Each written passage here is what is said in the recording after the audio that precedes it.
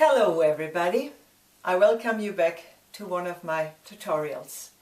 Today I would like to show you how to make a flap pocket with one welt underneath. I've been showing you of one of my last videos that I like to use templates when I'm sewing. So that's why I'm doing this pocket today for you with two templates and show you exactly how to do it. But first of all, what do you need for this particular pocket? Besides the material, your front of a coat or jacket that you will need two pieces cut in the form and the size that you would like to make this flap pocket.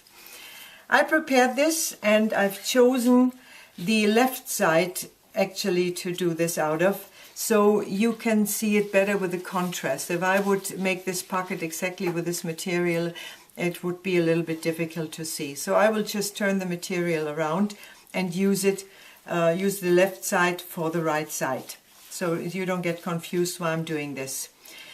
I already ironed some interfacing, back facing onto here to make it a little bit more firm.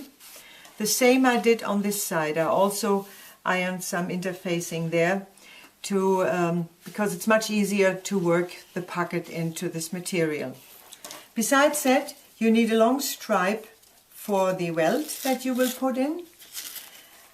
I want my welt finish to be 1.5 centimeters, therefore I cut it 5 centimeters wide. I've again put an interfacing on and I ironed this already in half. As well, you will need two lining materials for the pockets and a facing piece to go towards the back, so when you look inside the pocket you will not look exactly right away against the pocket material.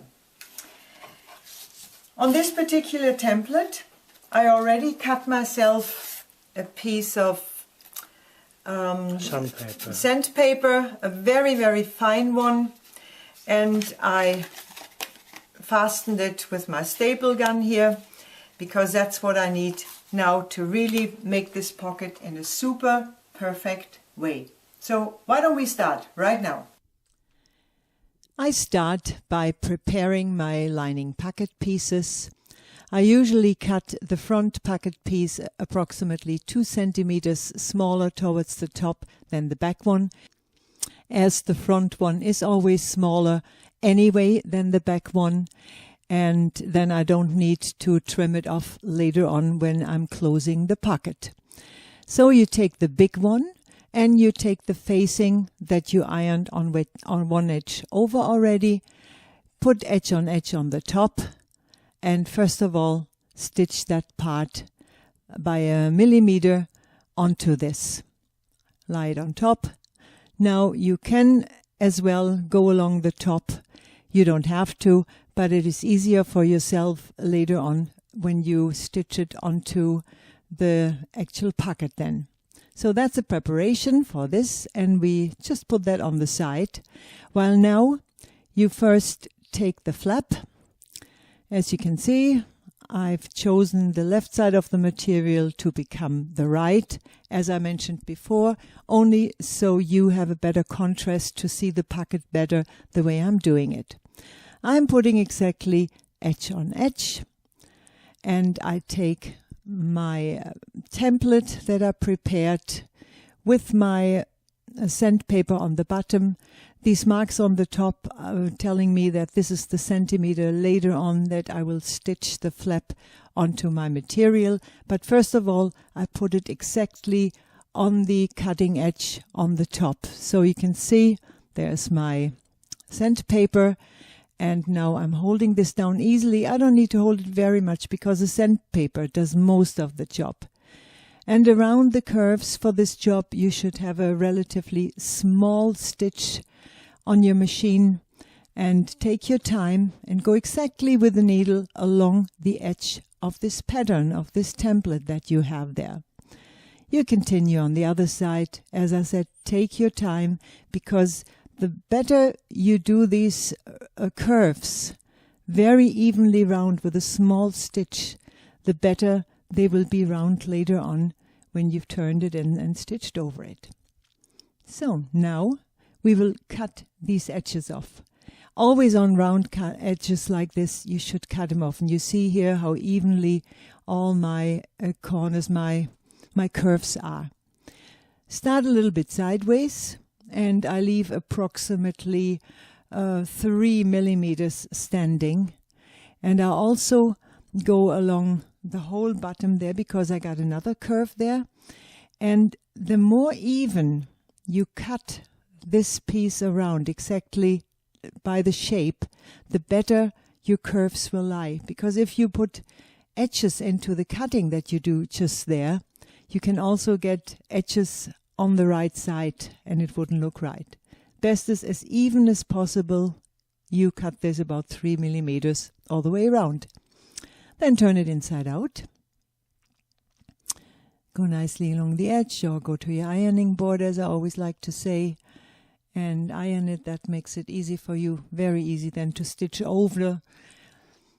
I just dribble this out between my fingers, and I decided I will stitch this just a millimeter on the edge all the way around. Also here, take your time again. Make sure that the underneath part is not rolling over towards the front, as this is going to be your finished flap that you want to be shown on your garment, on your coat, on your jacket, whatever it's for. Take this little corner out if you have one like this. Of course, you can do any kind of shape. The work will be exactly the same, no matter what shape you will do the flap in. But I've just chosen this to give you a little idea as well. Now along this top, you don't need to go, but it makes you make it easier for yourself if you just stitch a 3 millimeter seam along the top. So that's so far prepared. Now you need to take your front where your pocket should be in. I marked it where I want it to be, and showing you again, I put an interfacing on the back for this as well, because the pocket will be much easier to sew if you do this. So on top of the right side, I'm telling you now that my shorter piece here will be the top of the coat as an example, and the long piece is the bottom. That means now you will put your flap as if it's going towards the top, because later it will come down like that. Check which is the nicer side from your stitching. Usually it's the one where you stitch on the top is the better side. That means now your left side would be looking, or the inside would be looking at you. The points you do the markings to put the pocket in should be slightly smaller than your flap, because you don't want them to look out in case if you might have used a pen and it suddenly the point doesn't like to ribble out and it stays there. Now you can take any kind of pattern, or even the one you've just used, but it would be wrong to put it on the top, because then you got no seam. That's why I marked these marks, and I know this is my 1 centimeter seam that I need. So I just lie the pattern that I have 1 centimeter back, and now it's important that your first or your last stitch is exactly finishing with the flap, and it shouldn't open up. It's got to be very, very firm held. You can see here my last stitch exactly finishes with the flap in the beginning and at the end. Very, very important. Now you need to take your Welt, which also has the interfacing ironed on inside.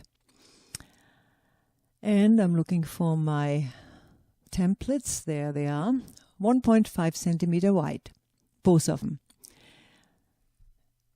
And I will show you how you can use them both, although it's not really necessary. Now, if I would say, okay, I'm putting edge on edge from the flap and the Welt, then I would do the first mistake, because here I'm putting this template onto the edge of the welt. But if I put exactly the same one onto this, you see there is a space missing, because I will need the same space between my two sewing seams that I will make, a same width as the actual welt will be. So instead of cutting this welt smaller to have edge on edge, because I later want this seam to be in there, I just push it underneath the flap a little bit, and now I check if I have the same width now for the welt and when it's flapped over to go against that upper seam from the flap. That looks very good to me. Exactly the sizes 1.5 and 1.5 centimeters. Now you got to make sure that you do this all in a right angle. You can see you can put your pattern exactly in a right angle to your first stitch that you have there, because that's exactly again where you want to start. It's got to be a right angle if you later on maybe want to put this flap inside the pocket so it looks like it's a welt pocket. You always have that possibility. But as an example, if you would say, I will use it as a flap pocket and finished, then you should slightly move your first stitch farther inward, because then you go for sure that your little seam that will be created there will not show out. So we put it exactly in this right angle as I mentioned, and my stitching straight on has to start exactly now where my little pattern, my template is starting. And you can check again with this one, or you can also measure it, of course, as that in-between space between the two seams exactly got to be 1.5 centimeters, as you wish the width of the welt. Now, as you can see, my pattern here, my template, is not long enough, but that doesn't matter. I'm using any one that I have. So I pull it exactly to the length of my flap again, and exactly there I finish as well, again in a right angle. You can look at this from the left side, and you can see I got a total right angle on both sides. For the cutting in now, you can make yourself a little mark, as you will cut a little triangle like that in the middle of your two stitchings that you have there. So first turn it around again to the side and put both of these seams out of the way. You don't need them, and you don't want to cut into them. So start anywhere in the middle where you wish. Cut down the middle between those two seams, and stop where you made your point for your triangle to cut, and then cut exactly towards your last stitches there. But don't cut into the stitches, then you got a little problem. You have to do them again, and that's not very clever usually by pockets. So same on the other side. You cut through the middle. Don't go all the way to the end, because you want to make this little triangle towards your last stitch on both of those sides. There's a little thread pulled through. I have to move that bit to make sure where my last stitch is there. Otherwise, I cut it wrong. So far to the cutting. Now we can add the front, the smaller pocket piece. And therefore, you just put that right there in the middle on that edge, and we're going to stitch along there. But I know sometimes I'm a little bit fast with explanation. That's why I show you again. It's lying exactly as you cut it, just in the bottom in. You leave it like that. You put this pocket piece without the facing, the smaller one, on top of your welt piece, and now you just stitch all the way from the beginning to the end through. You don't even need to go back and forth. Now, after you've done that seam, you just turn it over. Now this pocket is looking at you, and you only turn the pocket towards your right side, and now stitch on the pocket piece once all the way through there. This is a seam that is not really necessary. Make sure you're not catching anything underneath, because you only want to stitch over that seam. It's not necessary, but it helps. Everything is lying so flat. You don't need to jump to your ironing board and iron it flat. Just stitch over that. I love to stitch over things because this seam is not seen. It's only helping you to make the job easier. Now comes a point where you're allowed to pull the welt and this first pocket towards the left side. There you can see already how far we are. It's practically finished, our pocket. Now you push the flap through. The seam from the flap is lying towards the top. And now you can also see if you cut your corners correctly. If you didn't cut them right, they would be pulling. They would be pulling all over the place, or something would open up if you cut through the thread. You can see this is all correctly. So the first thing now we have to do is get rid of these little triangle corners that are hanging there. So put it down flat, put the flap upwards, and push this little triangle inside. Make sure you're not pulling this sideways. Make sure you leave it exactly in a right angle. Pull it through there. Check again. Make sure it's covered all over. Hold it well, like that. Push the top over now. And just stitch from one corner to the other on this little triangle to hold it. That's very easy done now. Just make sure you really start in a corner and end in the corner. Do a big back and forth stitching because maybe you don't want to stitch over from the right side. That's why this has got to be held very well. The same we have to do, of course, on the other side. Push this little triangle towards the left side in. Check that everything is covered, that it's all in a right angle. Pull it through a little bit there. Straighten it out. Hold it very well. Make sure you're not going to stitch the flap down. That's why you should maybe put it up again to the top. Yep, put it out of the way. And now again, stitch exactly this little triangle down. It's held very well now. As I said, we could finish this pocket off now by just putting the other pocket part on. But I decided I like to stitch around it because it always has a nicer finished look for my eyes. But it's a matter of taste, of course. That's why now, after I've seen this is all correct, I start on that side, put the flap out of the way again. With a small stitch, I start 1 millimeter to go around this edge. And this is lying so nicely there without me doing anything big, because of this seam that I did earlier on right there. You can see that. This makes it so firm and so easy for me. And again here, I put the flap again, the seam towards the top, otherwise I stitch it on, which I don't want because it's got to lie towards the top for the next job. So these 3 sides are done. Now we turn the piece around again, and now we take the other pocket piece with the facing on. You put the right side on the right side, and we're stitching along the top there. Here you see again, you got the pockets lying towards each other, and now the facing piece you're stitching onto the flap seam that you had left over there. There you got to do a back and forth stitching that is necessary there. And you turn it over and you see it's practically finished. But as I've stitched everything so far with 1 millimeter, I also now want to stitch over the top, just along that edge. 1 millimeter, nicely finishing exactly where my flap is finishing. Not any farther, not any earlier. And you can see this is lying there as if I ironed it perfectly in condition exactly as I wanted it.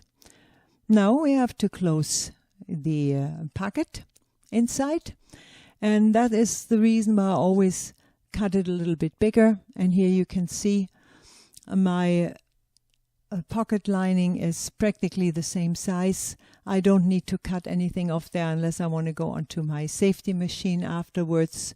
So I'm just closing these 3 sides now, first of all. and I can easily get past the pocket without stitching anything. Here you can see I've left the edge of my material on. That means I don't even need to go on the overlock. I only need to clean off the two sides. And now you have the possibility, if you say, today I like to wear this jacket or this coat only with a welt pocket, then you have your welt pocket there.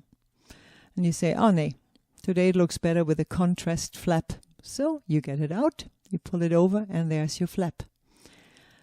Beautiful looking, and also with a nice contrast. On some clothes this looks very, very nice. I think I got certain jackets made for myself where I have different colors. And if you're sure that you do not want to wear this as a welt pocket, if you only want to wear it as a flap, then leave these corners slightly inwards when you do the stitching of the welt part. So look inside. Here you can see how nice it looks when you look against your facing and you don't see the actual pocket, and it's finished. So this is the way to work with different templates. Now I wish you could learn something out of this, or that it was interesting for you, and I wish you success if you want to do this pocket yourself. All the best for now, and goodbye.